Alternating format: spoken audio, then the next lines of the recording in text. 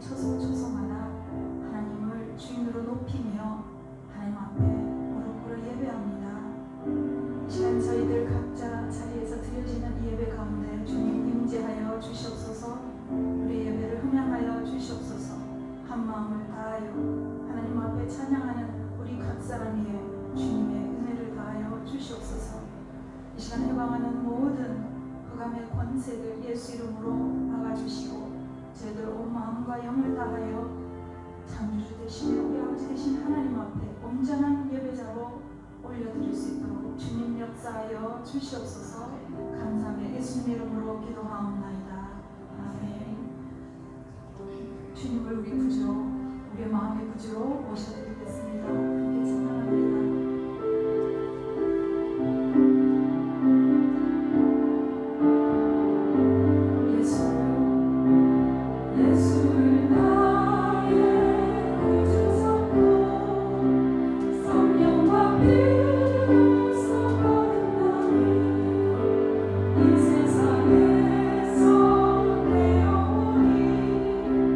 하늘의 영광을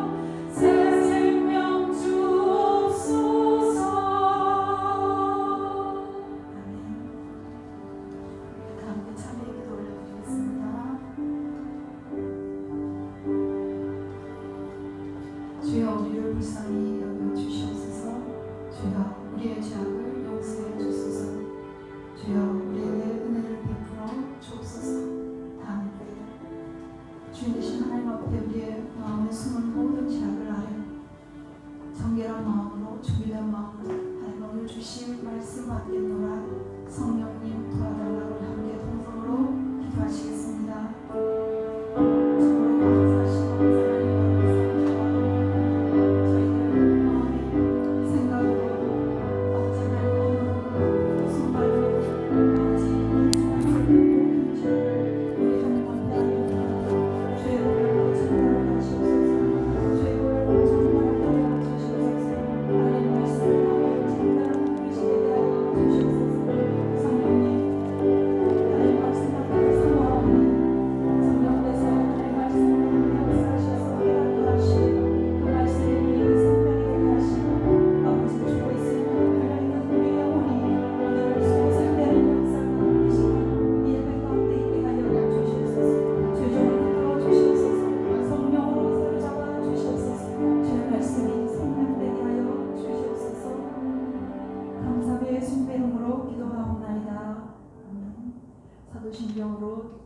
신앙 고백 올려드립니다. 전능하사 천지를 만드신 하나님 아버지를 내가 믿사오며 그 외아들 우리 주 예수 그리스도를 믿사오니 이는 성령으로 잉태하사 동정녀 마리아에게 나시고 본디오 빌라도에게 고난을 받으사 십자가에 못 박혀 죽으시고 장사한 지 사흘 만에 죽은 자 가운데서 다시 살아나시며 하늘에 오르사 전능하신 하나님 우편에 앉아 계시다가 저리로서 산자와 죽은 자를 심판하러 오시리라. 성령을 믿사오며 거룩한 공예와 성도가 서로 교통하는 것과 죄를 사하여 주시는 것과 몸이 다시 사는 것과 영원히 사는 것을 믿사옵나이다. 아멘.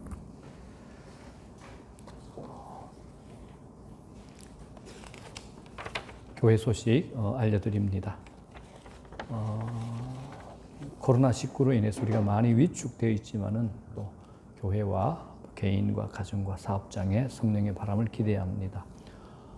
이때 우리가 이제 성경 필사도 하고 기도의 자리 지키고 말씀을 묵상하는 것은 굉장히 좋은 기회이기도 합니다. 그래서 성경 필사 원하시는 분들 또 작은 마음이라도 소원이라도 있으신 분들은 성경 필사 꼭 임하면 좋겠습니다. 정부 시책에 의거 당분간 비대면 예배로 드립니다. 여러분들이 보고 있는 이 영상은 어제 토요일에 저녁에 저희들이 미리 영상 작업을 한 겁니다. 더불어 또 모든 소그룹 모임과 교회 식당의 식사 제공도 금지합니다. 예배 참여는 영상 및 예배 순서에 포함된 자만 참여하되 반드시 마스크를 착용하고 예배를 드립니다.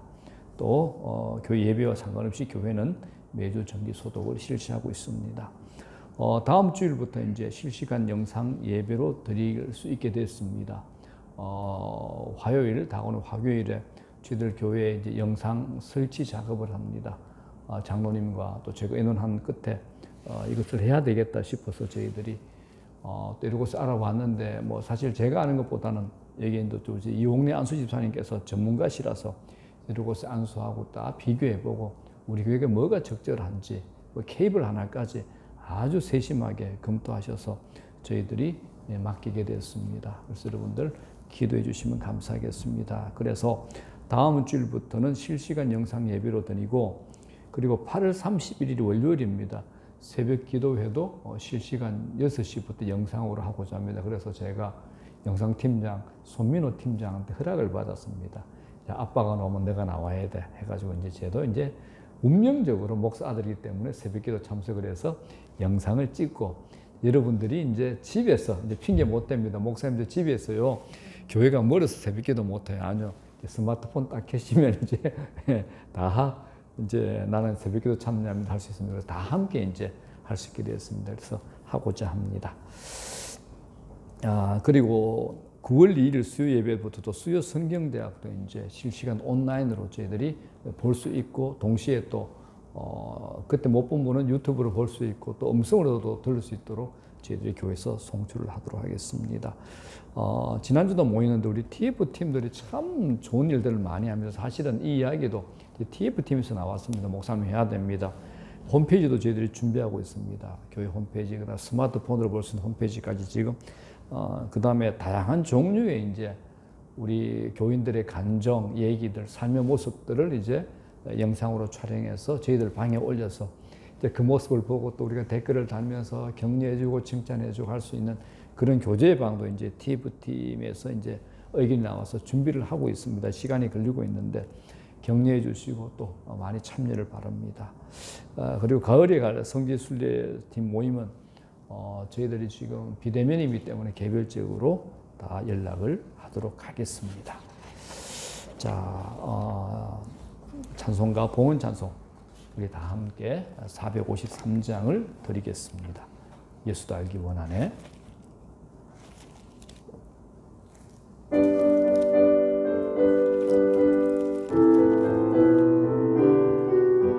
예수도 알기 원하네. 크고도 넓은 은혜와 내 속에 주신 사랑을 간절히 알기 원하네.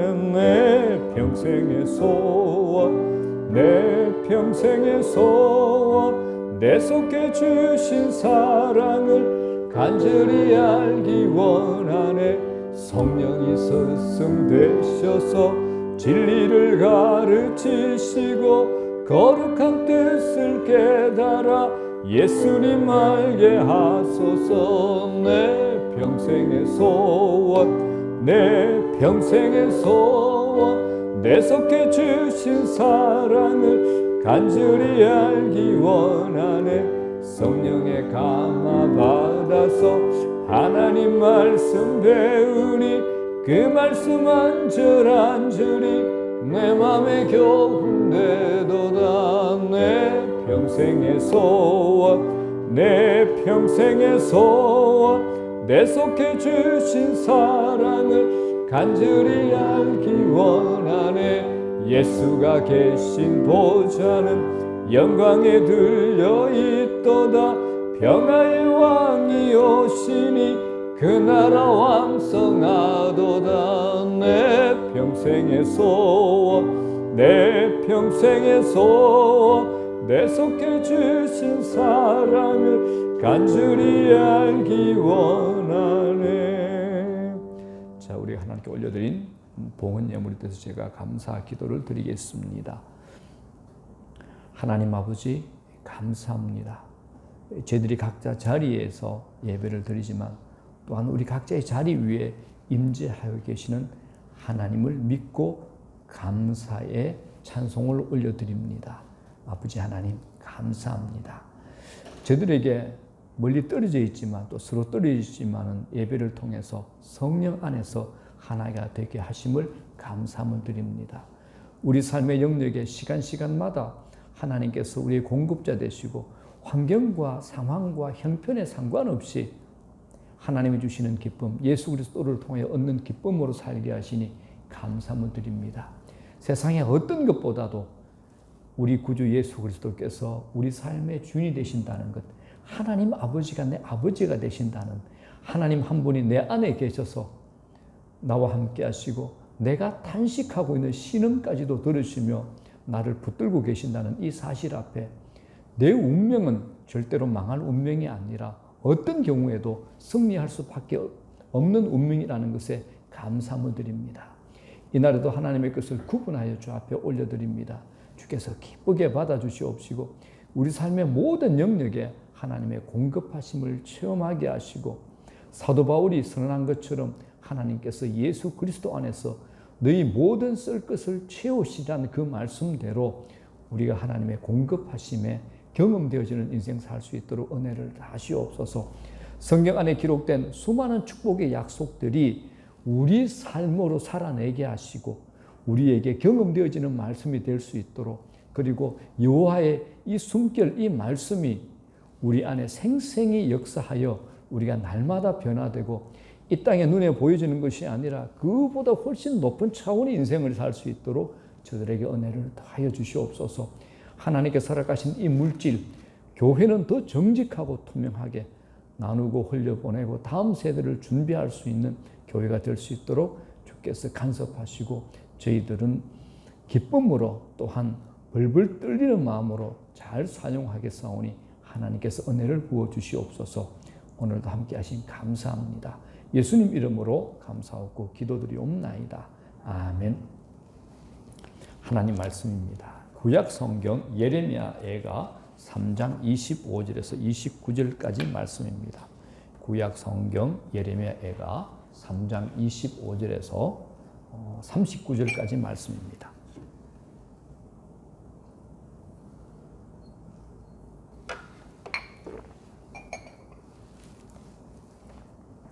제가 받들어 봉독하겠습니다. 기다리는 자들에게나 구하는 영혼들에게 여호와는 선하시도다. 사람이 여호와의 구원을 바라고 잠잠히 기다림이 좋도다. 사람은 젊었을 때 멍에를 매는 것이 좋으니 혼자 앉아서 잠잠할 것은 주께서 그것을 그에게 메우셨음이라. 그대의 입을 땅의 티끌에 댈지어다. 혹시 소망이 있을지로다. 자기를 치는 자에게 뺨을 돌려대어 치욕으로 배불릴지어다. 이는 주께서 영원하도록 버리지 아니하실 것이며 그가 비록 근심하게 하시나 그의 풍부한 인자하심에 따라 긍휼히 여기실 것입니다. 주께서 인생으로 고생하게 하시며 근심하게 하심은 본심이 아니시로다. 세상에 있는 모든 갇힌 자들을 발로 밟는 것과 지존자의 얼굴 앞에서 사람의 재판을 굽게 하는 것과 사람의 송사를 억울하게 하는 것은 다 주께서 기쁘게 보시는 것이 아니로다. 주의 명령이 아니면 누가 이것을 능히 말하여 이루게 할 수 있으랴. 화와 복이 지존자의 입으로부터 나오지 아니하느냐. 살아있는 사람은 자기 죄들 때문에 벌을 받나니 어찌 원망하랴. 아멘. 자, 저와 여러분들이 우리 떨어져 있지만 우리 다 같이 한번 합독을 하도록 하겠습니다. 자, 3장 25절부터 합독을 합니다. 시작. 기다리는 자들에게나 구하는 영혼들에게 여호와는 선하시도다. 사람이 여호와의 구원을 바라고 잠잠히 기다림이 좋도다. 사람은 젊었을 때 멍에를 매는 것이 좋으니 혼자 앉아서 잠잠할 것은 주께서 그것을 그에게 메우셨음이라. 그대의 입을 땅에 티끌에 댈지어다. 혹시 소망이 있을지로다. 자기를 치는 자에게 뺨을 돌려대어 치욕으로 배불릴지어다. 이는 주께서 영원하도록 버리지 아니하실 것임이며 그가 비록 근심하게 하시나 그의 풍부한 인자하심에 따라 긍휼히 여기실 것입니다. 주께서 인생으로 고생하게 하시며 근심하게 하심은 본심이 아니시로다.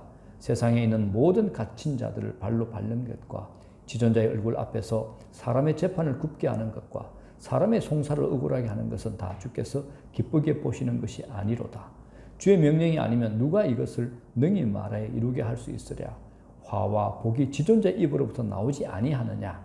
살아있는 사람은 자기 죄들 때문에 벌을 받나니 어찌 원망하랴. 아멘.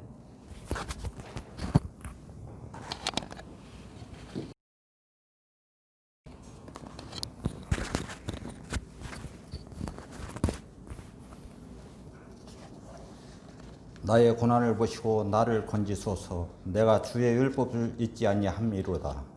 주님의 말씀과 함께 기도하겠습니다. 하나님 아버지, 아버지의 백성인 저희들 지난 한 주간 죄 속에 흩어져 살다가 주님 전에 나와 말씀에 의지하여 저희의 죄를 속죄하기 위하여 여기 무릎 꿇고 머리 조아려 회개합니다. 저희의 미련한 생각으로 주님의 말씀보다 앞서가려고 하였던 저희들입니다. 아버지의 용서를 구하옵니다. 생각컨대 주님께서 저희의 생각과 말과 행동들의 그 어떠한 한 가지도 인간의 생각이 아닌 성령님의 깊은 뜻으로 저희를 만드셨기에 이 세상을 살기에는 너무도 부족한 저희들입니다. 저희의 잘못된 것들을 용서하옵고 저희의 생각이 오직 주님만을 바라보며 바른 길로 갈 수 있도록 인도하여 주님과 동행할 수 있는 저희들 되게 하옵소서. 오직 입술로만 사는 것이 아니라 옳은 길만 갈 수 있는 영안을 주시어 옳지 않은 길로 가지 않도록 인도하여 주시옵소서. 저희는 너무도 연약합니다. 주님께서 저희를 툭 하고 치시면 넘어지고 쓰러질 수밖에 없습니다. 주님이 아니면 누가 저희를 강하게 하시겠습니까?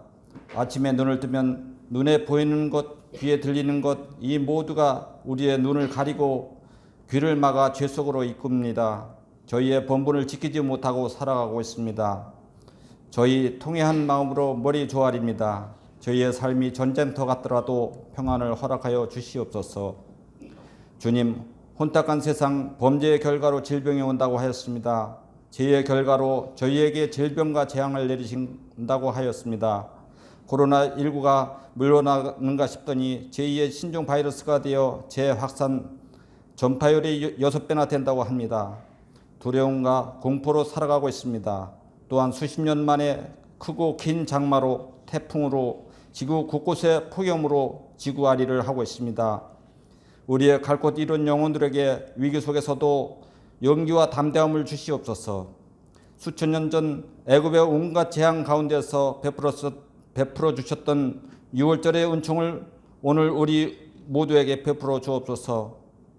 주님의 자비와 은혜로 하루속히 코로나19가 바이러스의 확산과 고통을 멈춰주시길 간절히 기도합니다. 주님께서는 저희를 상하게 하시다가 고치신다고 하셨습니다. 환난에서 저희를 구하시옵소서. 저희가 딱딱한 바닥 아래로 넘어지고 자빠질 때 주님께서 저희를 일으켜 주옵소서. 저희의 가는 길에 어두운 폭풍을 만났을 때 주님께서 저희의 시야를 밝혀 주시옵소서. 주님, 저희의 기도에 귀를 기울여 주시옵소서. 사랑과 은혜가 가득한 하나님 아버지, 이 시간에도 보이지 않는 곳에서 항상 수고하고 청지기의 모습으로 예배의 하늘문을 열 수 있도록 하여 준 주님의 백성들에게 항상 건강과 가정의 평안을 주시옵소서. 또한 이들에게 30배, 60배의 축복 내려 주시옵소서. 사랑의 주님, 오늘도 주님의 말씀으로 단위에 서시는 주님의 귀한 종 손희승 목사님의 말씀을 선포하실 때에 사탄 마귀가 틈타지 못하도록 끝나는 시간까지 주님의 눈동자와 같이 지켜주시옵소서. 오직 성령으로 증거되시기를 원하오며 성령의 역사심이 우리의 교회와 성도들에게 이루어지기를 소원하며 예수 그리스도의 이름으로 기도드립니다. 아멘.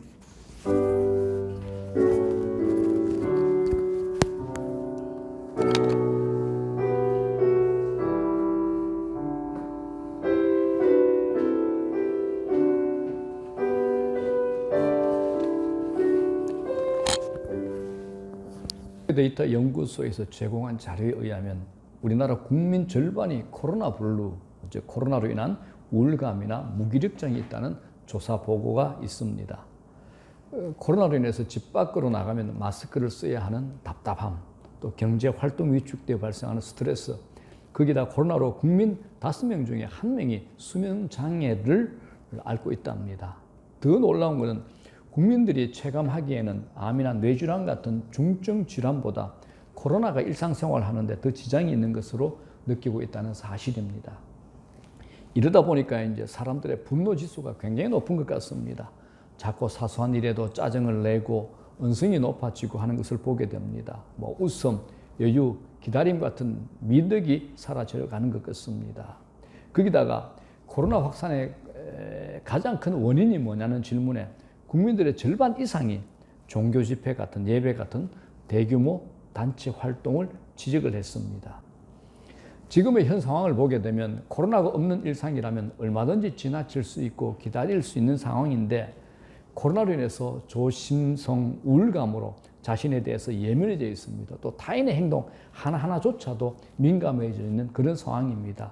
그러다 보니까 서로에 대해서 과하게 반응을 합니다. 실제로는 이게 자신이 아프다는 사인이기도 합니다. 나 아파라는 신음이기죠. 자, 그런데 저희 교인들 중에 혹은 또 제가 아는 분들 중에서 지금 이런 상황에서도 예수 그리스도 안에서 신비한 경험을 누리고 사는 기쁨이 넘치는 사람도 있습니다. 제가 잘 아는 어떤 분은 얼마 전에 보통 사람이라면 도저히 감당할 수 없는 일을 당했습니다. 근데 그러고도 사냐 할 정도입니다. 그런데 이 사람이 지금 너무 잘 견뎌내고 있습니다. 자기의 삶을 너무 잘 해석을 합니다. 또 기대감이 생긴대요. 그래서 자신이 이상하다고 저한테 얘기를 해요. 얼마 전까지만 해도 지금의 이 문제보다 훨씬 가벼운 사건에도 핏대 세우고 분노하고 저한테 전화 걸면 2시간, 3시간 하소연하고 저 앞에 오기만 하면 엉엉엉 울곤 했는데 지금의 그 사건, 당하고 있는 사건은 그것보다 수백 배 더 큰 사건인데도 너무 평안하답니다. 자기의 모습이 이상하다는 거죠.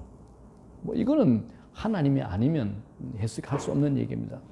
또 어떤 분은 이전에는 예수 믿었는데 기쁨과 즐거움이 없었는데 요즘은 예수 믿는 것이 너무 좋답니다. 그래서 신비감, 성령의 은혜로 매일 기쁘다라고 고백을 합니다. 얼굴이 밝아졌어요. 마스크가 막을 수 없는 기쁨이 삶과 어느 속에 담겨져 있는 것을 제가 보고 있습니다. 그래서 우리가 고통과 고난이라는 것에 대해서 획일적으로 선을 끊는 것은 어렵습니다. 이것에 대한 의학자들의 연구 결과도 있습니다. 똑같은 고통이라도 흑인이 백인보다 더 민감하게 고통을 느낀다라고 합니다. 또 젊은이보다 노인이 더 고통을 견디지 못한다라고 합니다. 이것처럼 동일한 고통이라도 사람에 따라 반응하는 것이 다르기 때문에 어떤 사람에게는 불면증에 시달릴 만큼 큰 고통이 다른 어떤 사람에게는 노래를 듣는 것처럼 대수롭지 않게 받아들일 수가 있는 겁니다. 그러므로 그 누구라도 다른 사람이 당하는 고통의 정도를 정확하게 잴 수가 없습니다. 자, 오늘 본문이 이런 얘기죠. 본문의 주자 예레미야는 역사상 가장 큰 고통을 경험했던 선지자 중에 한 사람입니다.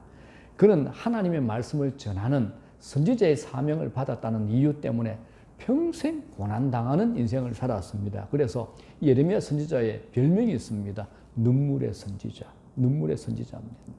그는 동족들의 핍박과 박해를 무릅쓰고 우리나라 이 유대 땅은 하나님의 심판을 받아야 된다. 그래서 우리가 바벨론에 포로로 가야 된다라고 선포를 합니다. 그런데 그 당시 그 나라의 거짓 선지자들이 얼마나 많았겠습니까?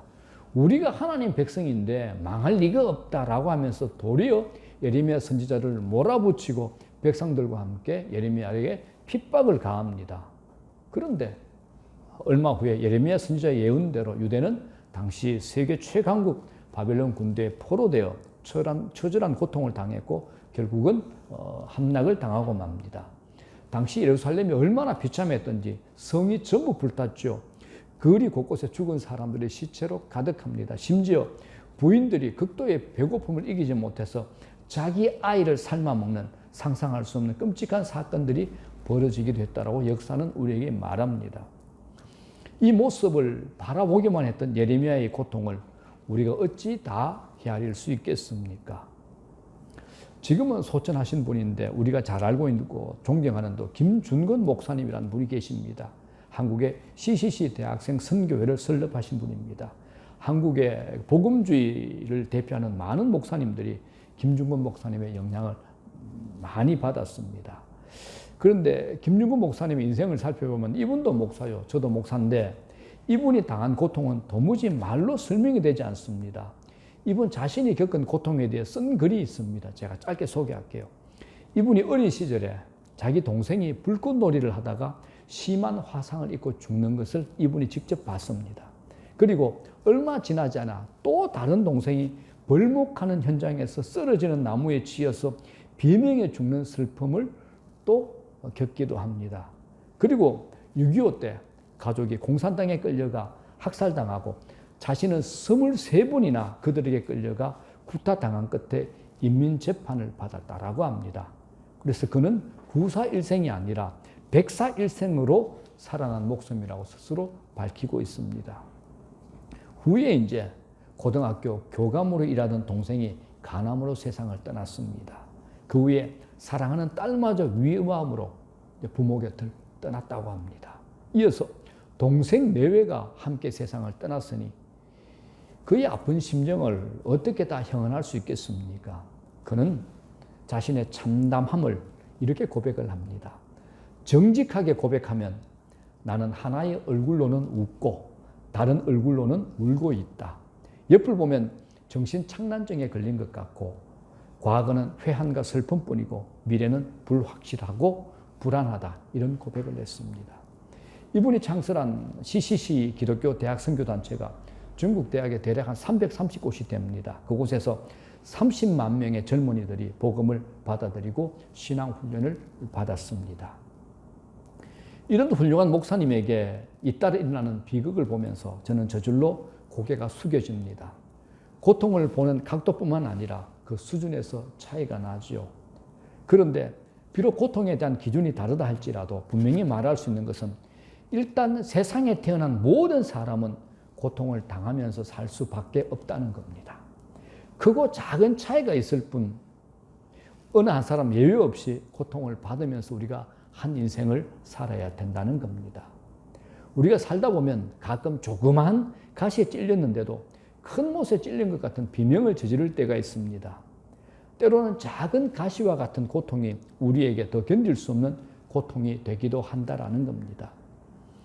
오래전에 사막을 단신으로 횡단한 사람이 있었습니다.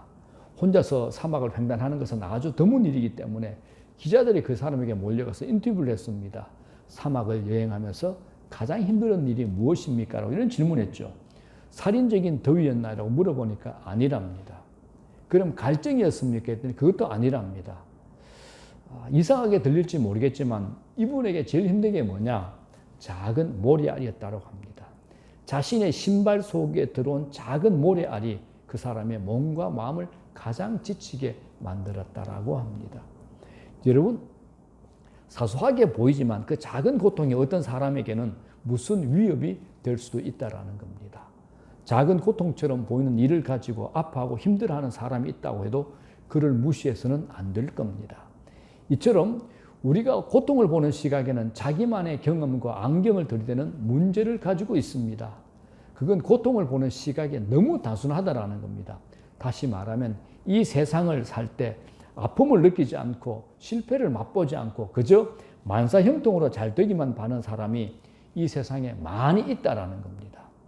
이런 사고방식에 깊게 젖어 있는 사람이 어려움을 당할 때는 그 고통을 무조건 불행한 것으로만 여기게 됩니다. 그래서 고통은 불행이다라는 도식을 만들어 놓고 고통이라면 무조건 멀리 하려고 합니다.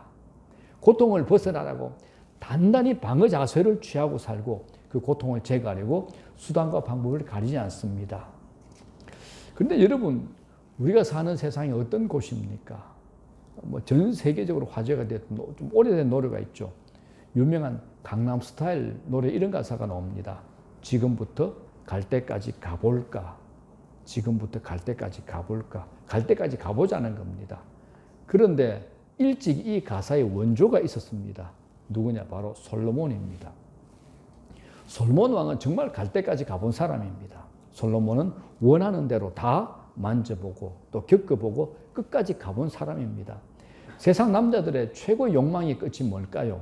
나쁜 쪽으로는 여자입니다. 근데 솔로몬은 부인이 몇 명인가요? 1000명입니다.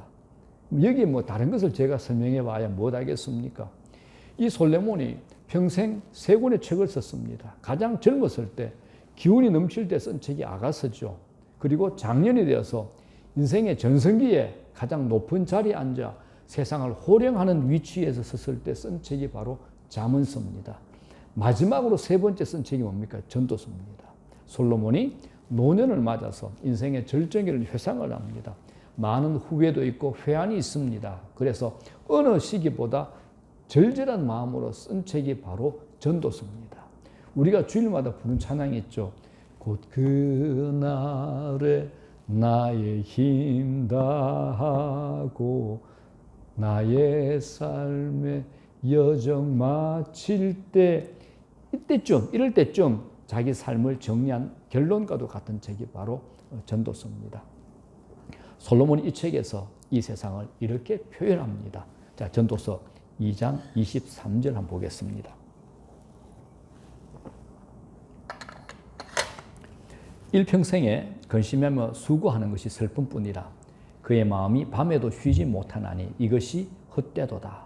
솔로몬은 이 세상을 일컬어서 일평생 수고와 근심으로 얼룩진 슬픔의 현장이라고 말합니다. 자, 좀 더 사실적인 곳 한 군데 더 보겠습니다. 7장 24절입니다. 형통한 날에는 기뻐하고 곤고한 날에는 되돌아보아라. 이 두 가지를 하나님이 병행하게 하사. 이 두 가지를 하나님이 병행하게 하사라고 합니다. 너희들이 이 세상 살면서 형통한 날이 있고 곤고한 날, 어렵고 힘든 날도 있을 것이다. 이건 하나님이 하신 일이다라는 겁니다.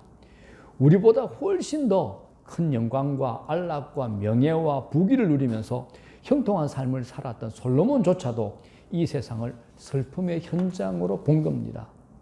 자, 그러면 솔로몬은 구약시대 사람이니까 예수님이 이 땅에 오신 신약시대의 말씀은 어떨까요? 바울은 이 세상을 또 이렇게 표현합니다. 로마서 8장 22절에 이런 표현이 있습니다.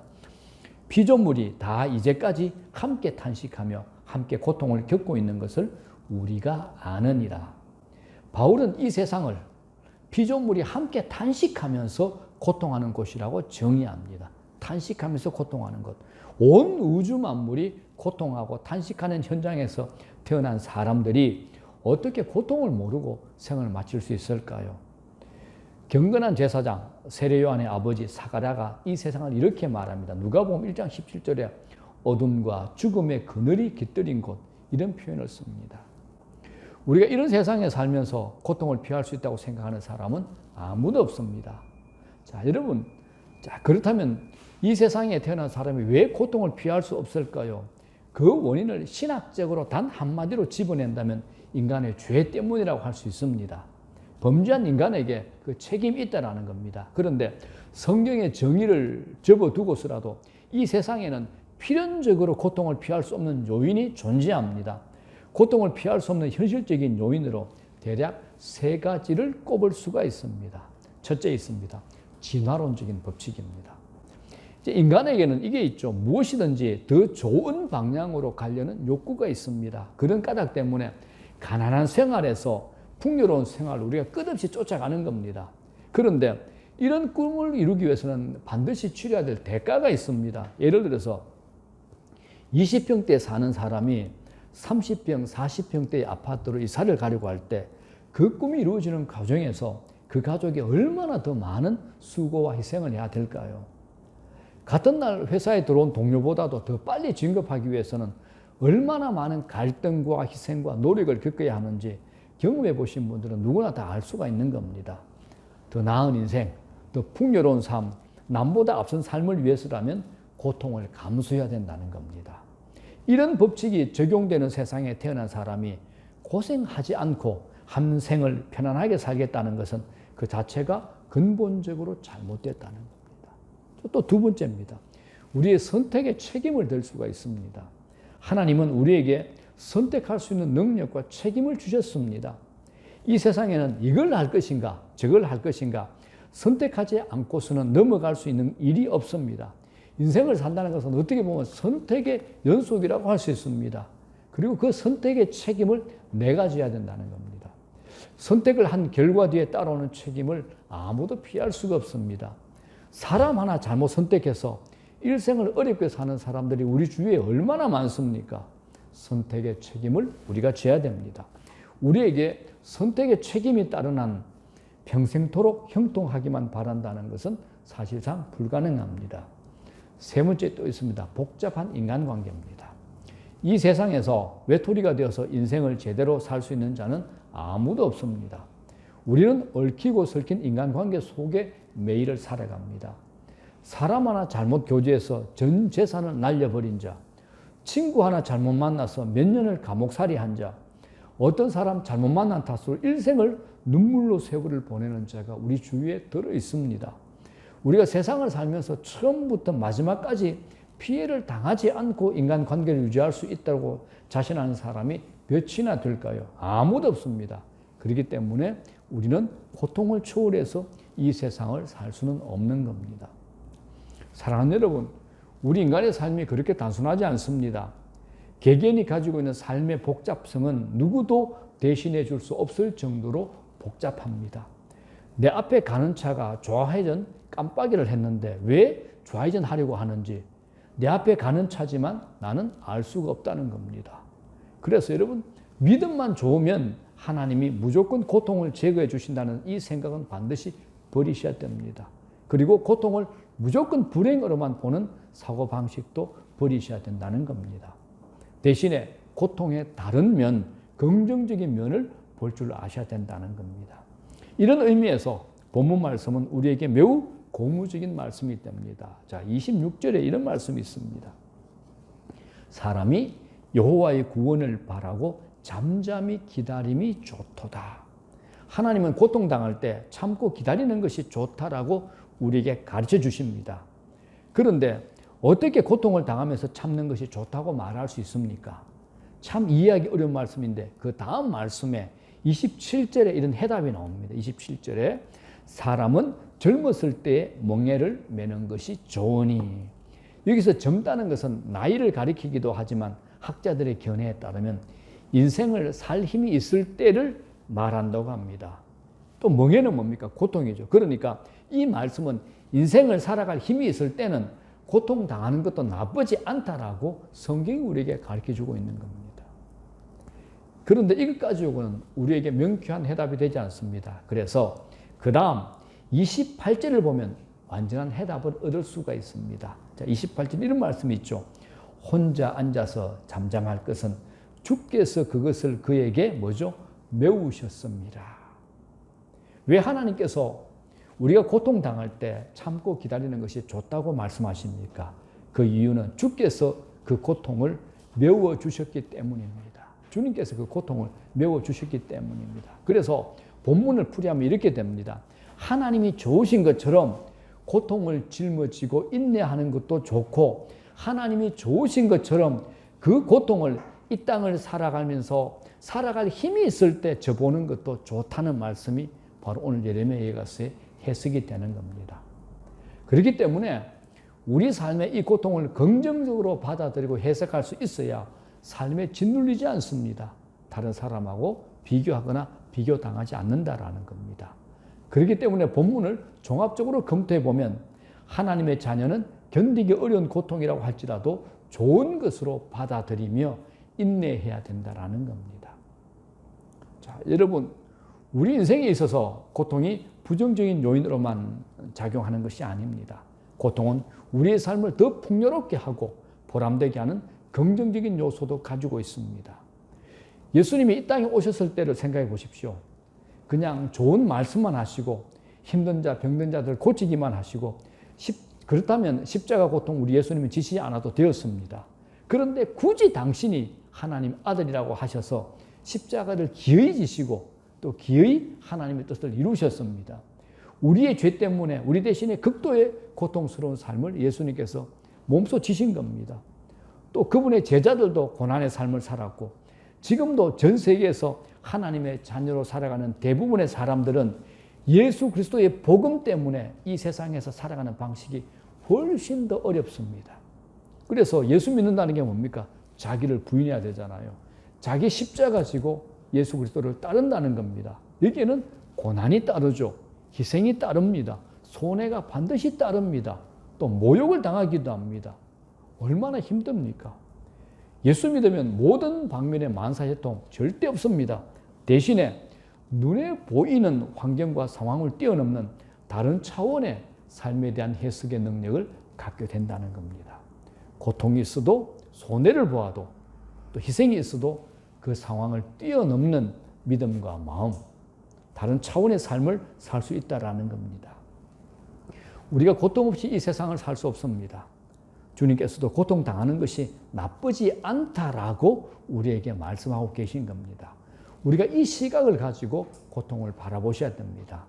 이런 의미에서 고통을 선하다고 할 수 있는 근거도 있습니다. 자, 그렇다면 여러분, 왜 이 고통이 선한가 역설적으로 한번 보겠습니다. 그 이유를 성경 안에서 확인하고 성령께서 우리가 설득하여, 성령께서 우리를 설득하여 전혀 다른 우리가 한번 삶의 해석을 가져보자는 겁니다. 자, 고통이 선한 이유 첫 번째입니다. 여러분, 가치 있는 것들은 무엇이나 땀과 눈물을 통해서 온다는 겁니다. 이게 고통의 선한 이유입니다. 땀과 눈물의 고통을 통과하지 않고서는 보람되고 가치 있는 것이 생겨나지를 않습니다. 이게 성경 안에 나타난 하나님의 원칙이 됩니다. 하나님의 칭찬을 제일 많이 받은 다윗이 수많은 고통을 겪은 후에 성숙한 인격으로 변화되었을 때 자신을 보면서 이런 고백을 합니다. 시편 119편 71절이죠. 고난당한 것이 내게 유익이라. 이로 말미암아 내가 주의 율례들을 배우게 되었나이다라고 고백을 합니다.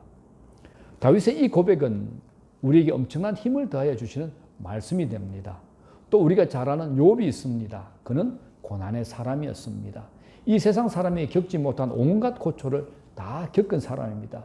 그런 고통의 과정에서 자기 내면에 있는 세속적인 찌꺼기가 소멸되어 순금같이 단련된 인격을 가질 수 있었던 겁니다. 그런 까닭에 훗날에 그는 참 은혜스러운 이런 고백을 합니다. 욥기서 23장 10절이죠. 그러나 내가 가는 길을 그가 아시나니 그가 나를 단련하신 후에는 내가 순금같이 되어 나오리라. 그가 나를 단련하신 후에는 내가 순금같이 되어 나오리라. 우리 아는 찬양이 있지 않습니까?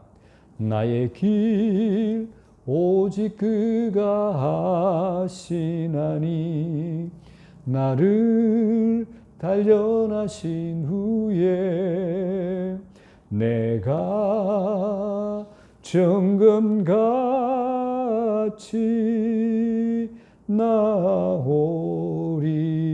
나오리라. 여러분, 그렇습니다. 우리가 고통을 통해서 정금 같은 인격으로 단련될 수 있습니다. 세계적인 명지휘자였던 토스카니라는 사람이 있습니다. 잘 알 겁니다. 우리가 무식하다는 표현 안 내려고 이런 사람들 이름 외워놓잖아요. 그죠? 뭐 토스카니, 뭐 카라얀 이런 사람을 외우고 있잖아요.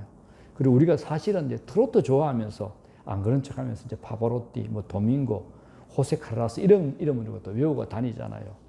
자, 명지휘자 토스카니가 원리에 매우 시력이 나쁜 사람이었습니다. 지휘자가 되기 이전에 이 사람이 이제 첼리스트였는데 연주 시에 악보가 잘 보이지 않아서 고충이 많았습니다. 그래서 이 사람의 모든 악보를 다 외워버렸습니다. 눈이 나쁜 탓으로 다른 사람보다 더 피나는 노력을 해야만 했죠. 오케스트라의 특성이 조화를 이루어야 하는 것이기 때문에 그는 다른 파트의 악보까지 다 외웠습니다. 그런데 어느 날 지휘자가 자기 사정이 생겨서 연습장에 나오지를 못했던 겁니다. 그래서 누가 대신 지휘를 할까 단원들이 논의를 하다가 악보를 다 외우고 있는 토스카니니를 앞에 세웠습니다. 뭐 악보를 다 외우고 있었으니까 이제 자신 있게 지휘를 잘 했겠죠. 이게 이제 그로 하여금 세계적인 지휘자가 되게 하는 계기가 되었다는 겁니다. 만일 이 토스카니의 시력이 좋았더라면 세계적인 이름을 날리는 지휘자가 아마 되지 못했을 겁니다. 그렇기 때문에 우리가 고통을 부정적으로만 봐서는 안 됩니다. 이것 때문에 엄청난 기쁨이 찾아올 수 있다는 겁니다. 그렇기 때문에 우리가 안고 있는 고통이 무엇이든지 비관하지 말아야 되는 겁니다. 그래서 시편 126편 5절에 우리 가슴에 깊이 새겨둬야 될 말씀이 나옵니다. 눈물을 흘리며 씨를 뿌리는 자는 기쁨으로 거두리로다. 파종이 없이는 결실이 없는 법입니다. 눈물을 흘리며 씨를 뿌리지 않는 자는 결코 기쁨의 결실을 기대할 수 없다라는 겁니다. 고통이 선하다고 한 이유가 바로 여기에 있습니다. 자, 두 번째입니다. 고통이 선한 두 번째 이유입니다. 고통은 이미 하나님이 메워주신 것 때문에 선한 것입니다. 자, 28절 볼게요. 혼자 앉아서 잠잠할 것은 주께서 그것을 그에게 메우셨습니다라고 합니다. 우리가 설령 실수를 해서 끌어들인 불행이라 할지라도 그 배후에는 하나님이 계십니다. 모든 일은 결코 우연이 아니라는 겁니다. 더욱이 하나님의 자녀에게 불가항력으로 다가오는 고난에는 하나님의 섭리가 있습니다. 사실 우리는 자신의 잘못 때문에 불행을 당하기보다는 어떤 환경과 구조적인 악 때문에 불행을 당할 때가 많습니다. 그런 불행의 배후에 하나님이 계십니다. 선하신 하나님이 우리 불행 배후에 계시면 우리 앞에 찾아오는 어떤 사건도 긍정적인 눈으로 우리가 볼 수가 있습니다. 비록 지금은 고통스럽지만 선한 하나님이 통치하시는 일이기 때문에 우리를 위해서 가장 귀한 것을 준비하고 계시다는 기대의 눈을 가지고 우리가 그 고통을 볼 수가 있습니다. 이것이 우리가 범사에 감사할 수 있고 기뻐할 수 있는 비결이 됩니다. 자, 38절 보겠습니다. 화와 복이 지존자의 입으로부터 나오지 아니하느냐. 화와 복이 누구에게 달려 있다는 겁니까? 그건 지극히 높으신 하나님에게 달려 있다라는 겁니다. 복을 줄 수도 화를 줄 수도 있는 능력 많은 하나님께서 우리의 고통을 주관하고 계시기 때문입니다. 그렇기 때문에 우리가 아무리 힘든 시련이라도 우리는 고통을 긍정적으로 바라볼 수 있습니다. 오늘날 우리들은 너무나 값싸게 좋은 것들을 얻으려고 합니다. 수고하지 아니하고 대가 지불하지 아니하고 잘 되기만을 바라는 사람이 있습니다. 이건 타락한 마귀의 본성이 됩니다. 마귀는 예수님에게 이런 시험을 던지죠. 네가 절 한 번 하고 전 우주를 손에 넣으라고 이런 유혹을 합니다. 그러나 예수님은 마귀의 괴락을 물리치고 십자가를 지신 다음 전 인류의 구원자가 되셨습니다. 고통을 통해서 가치 있는 것들을 얻게 되는 것이 하나님의 법칙이 됩니다. 고통을 통하셔야 됩니다. 제가 아는 어떤 여집사님이 계십니다. 50대 중반의 나이인데 언제나 웃는 얼굴입니다. 그래서 그분의 속 사정을 모르는 사람은 그를 전혀 걱정 없는 사람으로 볼 때가 많습니다. 그런데 그에게는 정상적으로 생활할 수 없는 외동딸이 있습니다. 엄마의 도움 없이는 한시도 견디지 못하는 어려운 딸이 있다는 것을 저는 압니다. 간혹 안부로 이제 전화가 걸려오면 집사님, 따님 때문에 얼마나 수고가 많으세요. 정말 힘드시죠? 라고 위로의 말을 하면 그분은 저보다 더 밝은 목소리로 목사님, 그게 얼마나 큰 복인데요. 그 애 때문에 하나님 마음을 읽고 더 깊이 이해할 수 있어요. 그리고 겨루고 싶어도 그럴 수 없느니 제게는 더 큰 은혜가 되죠. 이런 말을 합니다. 이게 여러분 고통에 대해서 사람이 갖는, 신자가 갖는 바른 시각이 된다는 겁니다. 자, 말씀 정리합니다. 오늘 말씀으로 고통을 두 가지로 정리하고자 합니다. 인간은 환경과 상황을 컨트롤할 수 없습니다. 통제할 수 없다는 거죠. 그렇다면 우리가 해야 할 게 있습니다. 그게 뭐냐? 반응입니다. 신앙은 그래서 반응이 됩니다. 좋은 반응이 성패를 가릅니다. 지금 코로나 바이러스로 인해서 우리는 행동의 제재를 받고 있습니다. 이걸 락다운이라고 그러죠. 락다운의 시간 안에 있습니다. 이럴 때 이 시간들을 기도의 시간, 말씀 묵상의 시간으로 삼으셔야 됩니다.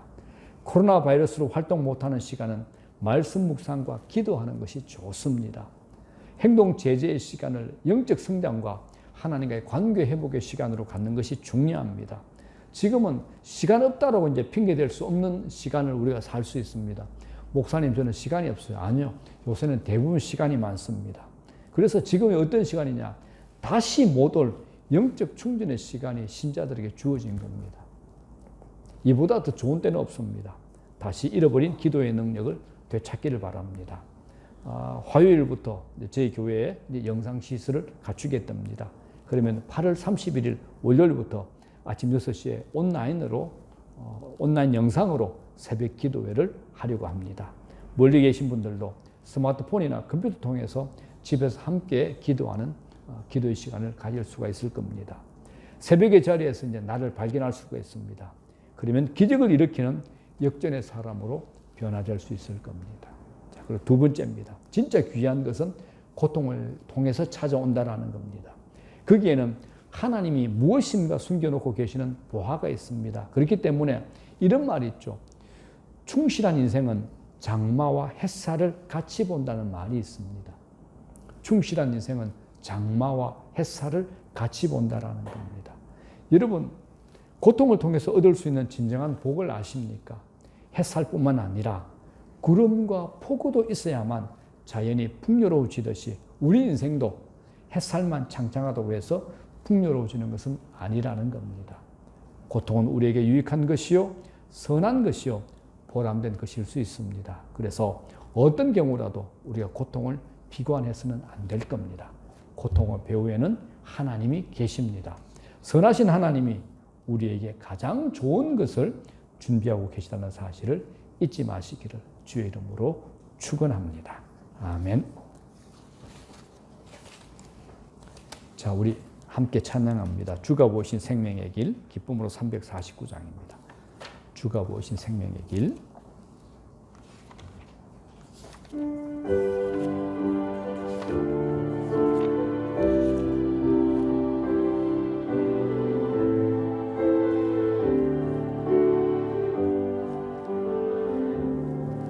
주가 보이신 생명의 길, 나 주님과 함께 상한 마음을 들이며 주님 앞에 나아가리.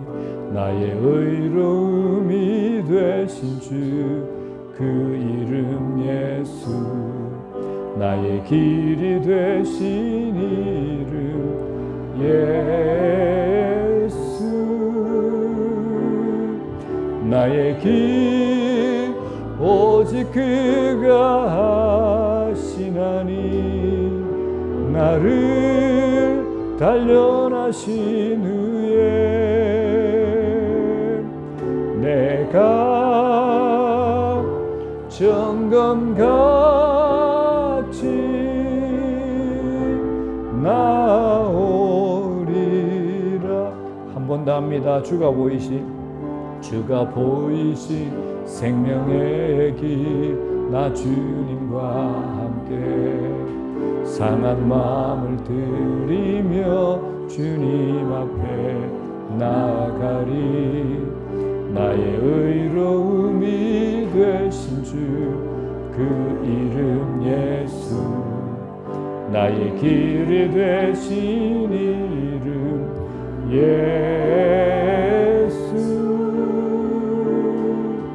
나의 길 오직 그가 하시나니 나를 단련하신 후에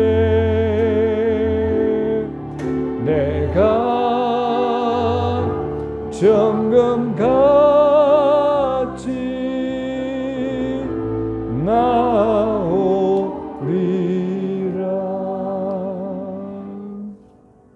다 같이 기도드리겠습니다.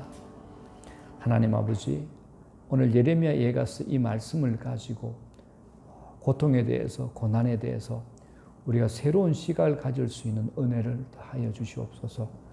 고통은 참 힘듭니다. 누구든 피하고 싶습니다. 끝날 것 같지가 않습니다. 또 이유를 모르는 고통을 당할 때는 더 답답하고 억울합니다. 내 잘못이 아닌데 타인의 잘못으로 내가 당해야 되는 그 고통은 해석이 되지 아니하고 억울함 때문에 고개를 들 수도 없고 원망을 내뱉을 수밖에 없고 하나님 앞에서조차도 하나님 왜가 내 이런 일 당해야 되나요? 라고 원망과 한숨을 내쉬기도 합니다. 아버지 하나님, 오늘 말씀을 통해서 하나님께서 우리에게 고통에 대한 새로운 시각을 갖게 하셨사오니 하나님께서 고통을 다 메우셨음을 알게 하시고 고통을 통해서 우리 인생에 더 찬란해지고 빛내진다는 것을 알게 하여 주시옵소서. 오늘 이 말씀해 주는 이 교훈들을 우리 마음속에 새기고 갖게 하셔서 고통 앞에서 절망하거나 좌절하지 말게 하시고 눈을 들어 하나님 바라보게 하시고 하나님의 뜻이 있음을 알고 하나님의 섭리와 하나님의 시간표 안에 우리가 갇혀 있음을 알게 하시어서 능히 이겨서 좋은 열매, 성숙한 신앙을 가진 자들이 될 수 있도록 은혜를 더하여 주시옵소서. 감사합니다. 지금은 우리 주 예수 그리스도의 크신 은혜와 하나님 아버지의 다함이 없으신 크신 사랑하심과 성령님의 위로교통 내주 충만 역사하심이 오늘 각자 삶의 자리에서 예배 드리는 우리 모든 가족들 머리 위에와 우리 교회 위에 우리 각자의 가정 안에 특별히 우리 자녀들 머리 위에 지금으로부터 영원토록 함께 하시기를 간절히 축원하옵나이다. 아멘.